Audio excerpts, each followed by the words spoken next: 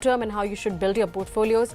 Let's go across to my second guest of the show. We have Anuj Badjate, who's the managing director at Badjate Stock and Shares. Anuj, good afternoon, and so good to have you here. And Very good afternoon. good afternoon. Of course, it's a positive day for the markets. We have seen decent recovery from the March lows, but Brent still above that $90 per barrel. How sustained do you see this rebound going ahead? I don't think Brent being at 90 really is a very big concern, though it will certainly impact certain industries. Uh, I think the impact is not going to be too much. The manufacturers, the companies should be able to pass it on to the customers. Some industries like plastics and paints will have the impact. The concern would rise only once the crude crosses 100. Till then, stay put and cool. I think markets and economy should be able to bear it.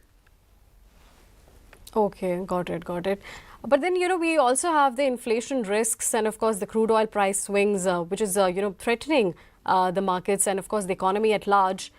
What's your sense there? Do you see an inflation risk going ahead, given the kind of energy supply disruption India has been undergoing through? At 90, no, because a certain amount of balancing is being done by the government also.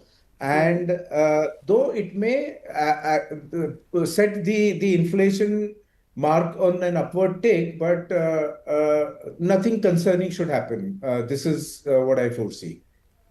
Okay, got it, got it. Anuj, let's talk about the broader end of the markets because they have seen a good comeback versus the large caps from the March lows.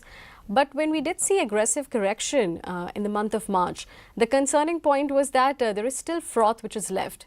So how do you see the situation now? Do you think that they are already running ahead of their fundamentals?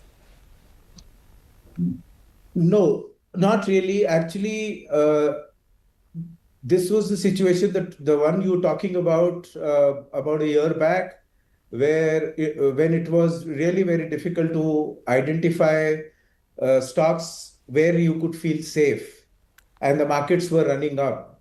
But the last 12 months and most and more specifically, the March correction actually took off most of the froth from the small caps and mid caps. And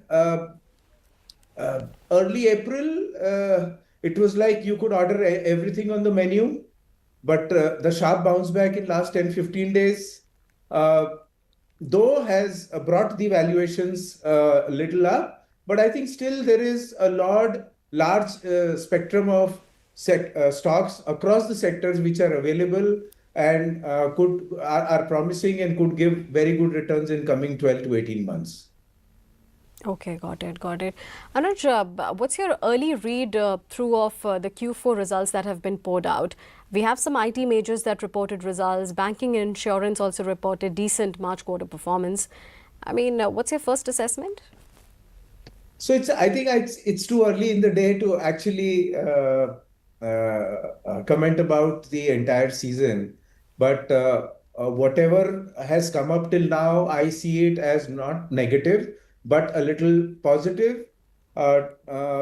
Hopefully, if the numbers like what ICICI Bank did, or say, for example, Maharashtra Bank, that is one stock I track to, did, if we have a couple of more prominent companies coming out with reasonably balanced or a little above the expectation numbers, it will give a lot of tailwinds for the rally to actually continue for some more time.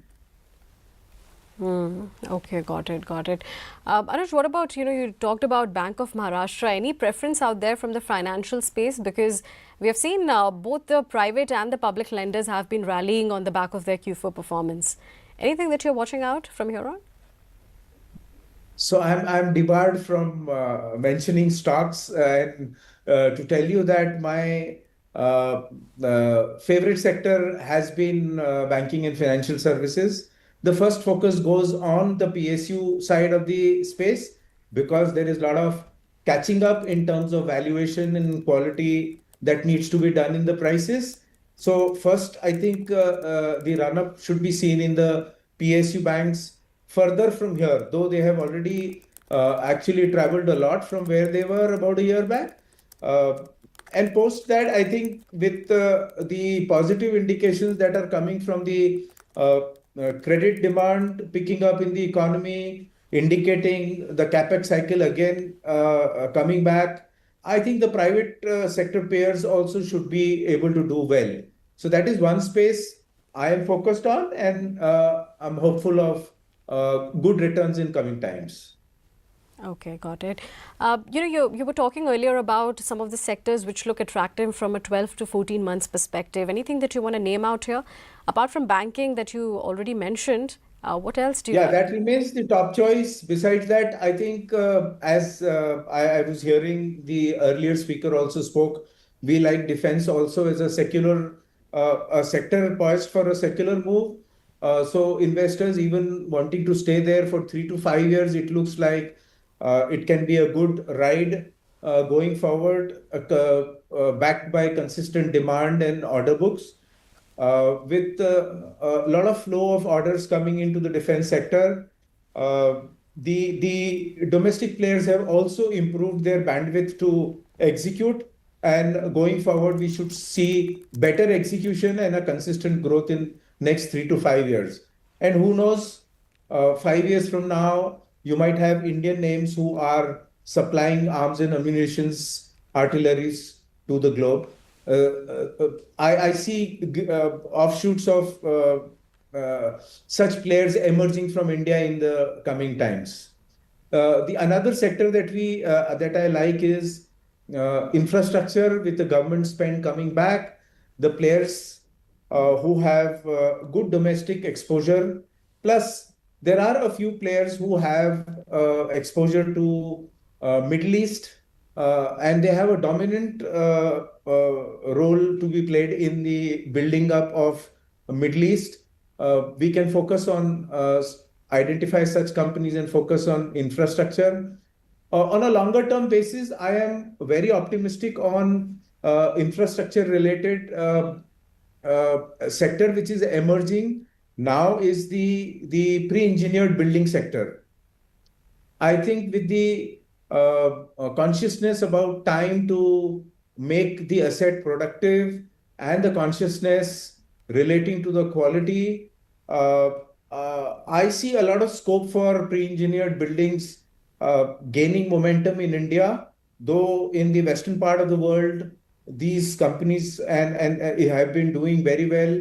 Pre-engineered buildings are very well accepted, not only in commercial or industrial sheds, but also in residential. You see a lot of residential buildings also in the Western world, which are pre-engineered buildings.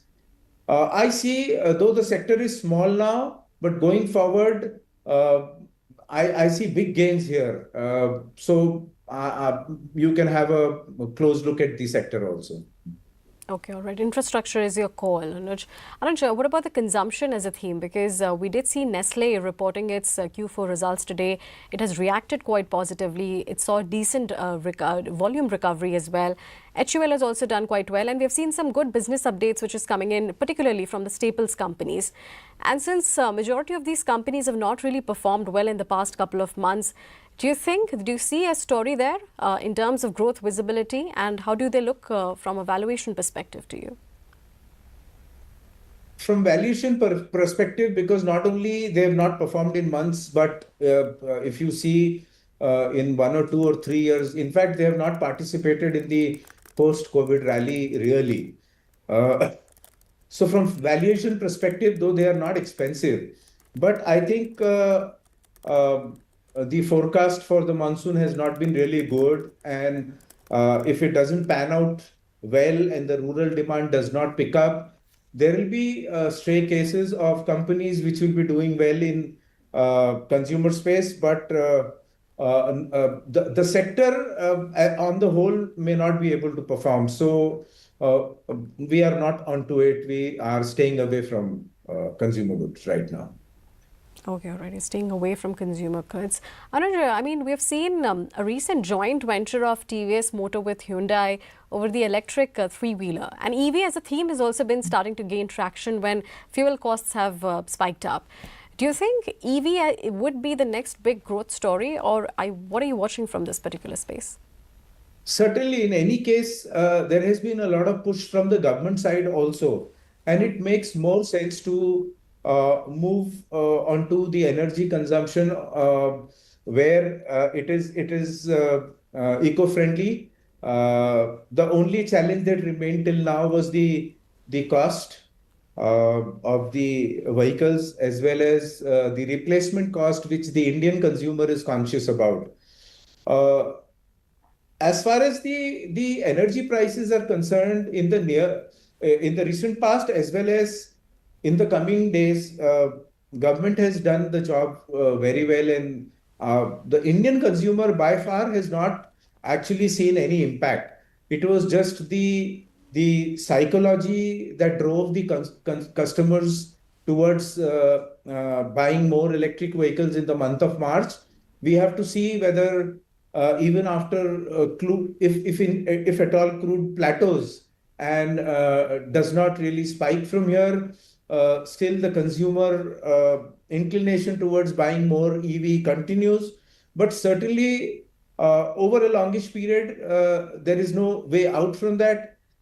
Slowly, you will see more and more of EV coming on the roads, and consumer opting for using these eco-friendly energy-driven vehicles. Okay, got it, got it. Anju, since you're constructive on EVs as well, does this make you bullish on power as a theme as well? So EV is not the only tailwind that pushes us to energy sector.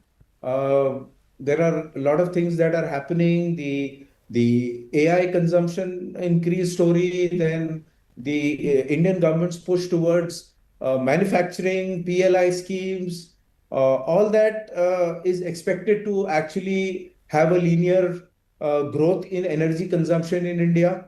Uh, Also, the scare about being independent on energy out of the recent experience that has come to the entire world will also shift a lot of activities on energies which are actually manufactured domestically.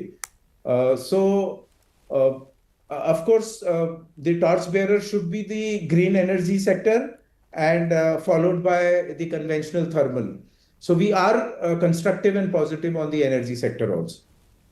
Okay, okay, got it. Anuj, what's your call on all of these OMC stocks and, of course, the CGD companies, city gas distribution companies? Do you think, I mean, of course, we have seen a, huge correction in the past 2 months itself, and, of course, since the conflict escalated. Do you think that the worst case scenario is now priced in? I think so. I think uh, if the crude prices remain stable, the inventory gains or inventory losses that these OMCs normally have to face during the volatile period of the crude will be over, and the gross margin refining per barrel is at a very respectable level as of now. So they should show decent bottom line, and the corrections which have happened are close to 30-35% in the recent fall. So gradually, I am expecting these stocks to inch up back to their levels from where they had fallen in the month of February.